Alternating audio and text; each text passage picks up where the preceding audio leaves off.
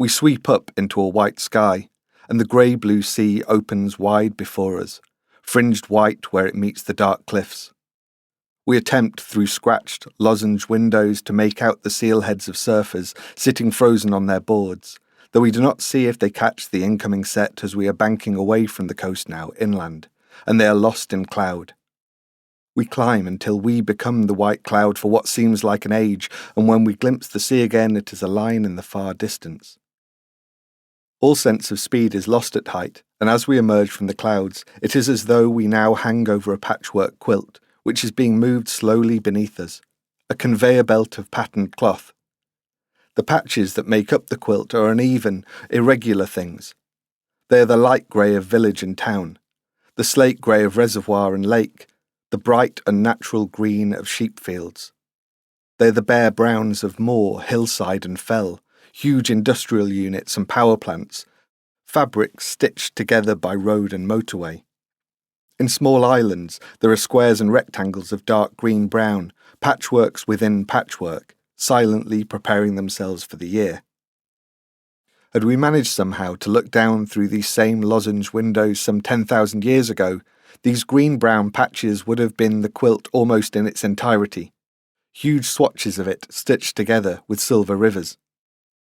We lean our foreheads against the windows, and try to imagine it as it was before we learnt to craft and sharpen spears and axes, before we felled the first trees, before we drove out the wolves and bears, the buffalo and bison, before we chased the eagles to the far north.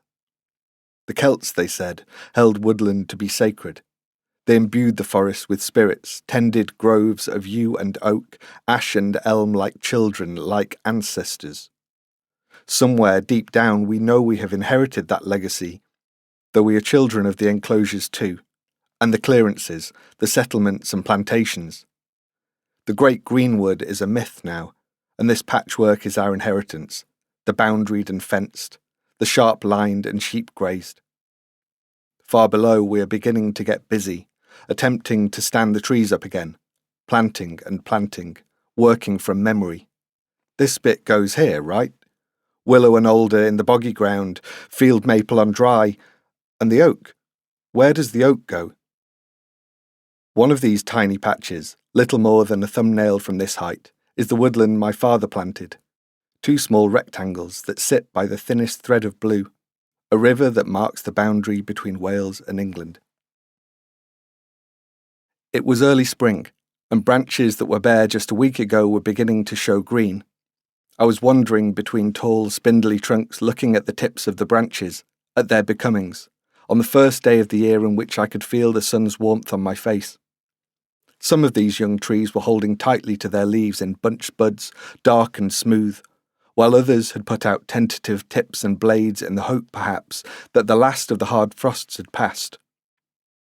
Even compared to the previous day, the trees were looking greener, as though they were impatient to become their summer selves. The trees I was looking at were the ones my father planted 9 years before, on the outskirts of a small village in northeast Wales, close to the Berwyn Mountains. He wanted to create something that would outlast him, a canopy beneath which his grandchildren and their children could find shade, a source of wood for the fire, a sustainable building material and, perhaps above all of that, a small contribution to addressing the loss of biodiversity in the landscape in which he lives. Nearby, I could hear him talking to my 10-year-old son Tom about the gulls, the spherical woody growths which sat improbably bulbous on the thin bare branches of the oaks. Tom, leaning on my father's hazel walking stick with both hands, had his face up close to one of the gulls as my father explained that the oak apples were the birthplace of tiny wasps, pointing out the minuscule hole in each of the gulls where a wasp had emerged.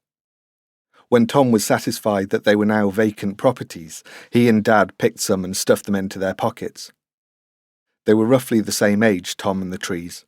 Just 5 months separated Tom's birth and their planting, though just for the fact that Tom arrived almost 9 weeks earlier than expected, and you could barely fit a cigarette paper between their ages. I have marked Tom's growth alongside theirs, from carrying him around them in a sling when the saplings were barely up to my waist, still wrapped in their plastic deer guards, to watching them tower over him in full leaf as he walked the patch of land with the confidence of someone who has known this place his whole life.